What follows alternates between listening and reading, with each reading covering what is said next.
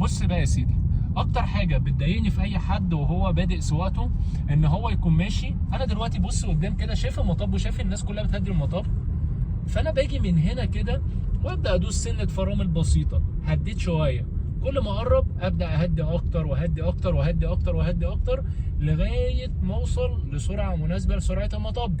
فده كده التصرف الصح، ان انا بهدي المطب او بهدي للطريق او بهدي الحفره او بهدي لاي حاجه ممكن اكون عايز اهدي لها.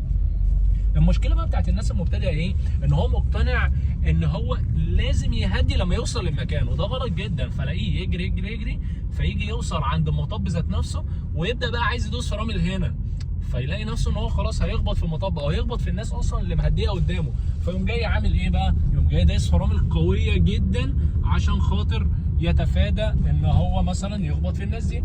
طب ما هو انت كان ممكن تدوس من بدري. يقول لي ما هو لسه بدري قوي. طب ما انت لما قربت لقيت نفسك